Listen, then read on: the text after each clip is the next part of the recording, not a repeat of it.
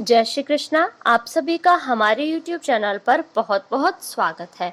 आज मैं आप सभी को तुलसी विवाह की व्रत कथा सुनाऊंगी। तो वीडियो स्टार्ट होने से पहले आप हमारे चैनल को सब्सक्राइब कर लीजिए, हमारी वीडियो को लाइक कर दीजिए और शेयर कर दीजिए। कार्तिक मास के शुक्ल पक्ष की एकादशी तिथि, जिसे देवउठनी एकादशी कहते हैं, उस दिन तुलसी विवाह का पर्व मनाया जाता है। इस दिन तुलसी और शालिग्राम भगवान की विधिवत पूजा कराई जाती है।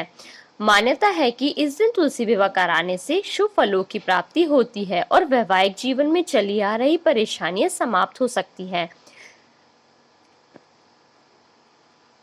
तो चलिए अब मैं आप सभी को तुलसी विवाह की संपूर्ण व्रत कथा सुनाती हूँ। एक बार शिव ने अपने तेज को समुद्र में फेंक दिया था। उससे एक महातेजस्वी बालक ने जन्म लिया। यह बालक आगे चलकर जालंधर के नाम से पराक्रमी दैत्य राजा बना। इसकी राजधानी का नाम जालंधर नगरी था। दैत्यराज कालनेमी की कन्या वृंदा का विवाह जालंधर से हुआ। जालंधर महाराक्षस था। अपनी सत्ता के मद में चूर उसने माता लक्ष्मी को पाने की कामना से युद्ध किया, परंतु समुद्र से ही उत्पन्न होने के कारण माता लक्ष्मी ने उसे अपने भाई के रूप में स्वीकार किया। वहां से पराजित होकर वह देवी पार्वती को पाने की लालसा से कैलाश पर्वत पर गया। भगवान देवादिदेव शिव का ही रूप धरकर माता पार्वती के समीप गया, परंतु मां ने अपने योग बल से उसे तुरंत पहचान लिया तथा वहां से अंतर्ध्यान हो गई। देवी पार्वती ने क्रुद्ध होकर सारा वृतांत भगवान विष्णु को सुनाया। जालंधर की पत्नी वृंदा अत्यंत पतिव्रता स्त्री थी।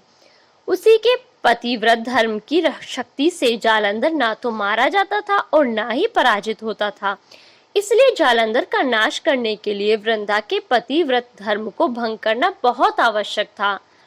इसी कारण भगवान विष्णु ऋषि का वेश धारण कर वन में जा पहुंचे, जहाँ वृंदा अकेली भ्रमण कर रही थी। भगवान के साथ दो मायावी राक्षस भी थे, जिन्हें देखकर वृंदा भयभीत हो गई। ऋषि ने वृंदा के सामने पल में दोनों को भस्म कर दिया।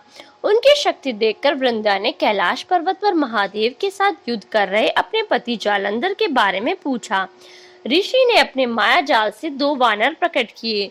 एक वानर के हाथ में जालंधर का सिर था तथा दूसरे के हाथ में धड़। अपने पति की यह दशा देखकर वृंदा मूर्छित होकर गिर पड़ी। होश में आने पर उन्होंने ऋषि रूपी भगवान से विनती की कि वह उसके पति को जीवित करें।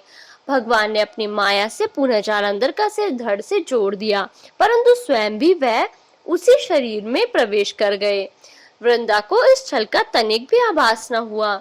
जालंधर बने भगवान के साथ वृंदा पतिव्रता का व्यवहार करने लगी, जिससे उसका सतीत्व भंग हो गया। ऐसा होते ही वृंदा का पति जालंधर युद्ध में हार गया।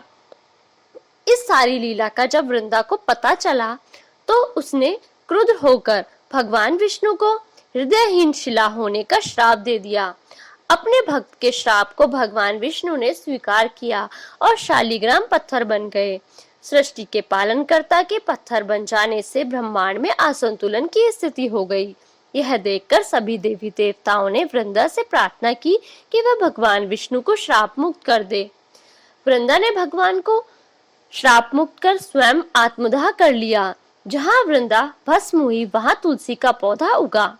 भगवान विष्णु ने वृंदा से कहा, हे वृंदा, तुम अपने सतीत्व के कारण मुझे लक्ष्मी से भी अधिक प्रिय हो गई हो। अब तुम तुलसी के रूप में सदा मेरे साथ रहोगी। तब से हर साल कार्तिक महीने के देवउठनी एकादशी का दिन तुलसी विवाह के रूप में मनाया जाता है। जो मनुष्य भी मेरे शालिग्राम रूप के साथ तुलसी का विवाह करेगा, उसे इस लोक और परलोक में विपुल यश प्राप्त होता है। धन्यवाद। इस वीडियो में बस इतना ही। प्लीज आप मेरी वीडियोस को लाइक कीजिए, शेयर कीजिए और मेरे चैनल को सब्सक्राइब कीजिए। कमेंट सेक्शन में जय श्री कृष्णा जरूर लिख दीजिए।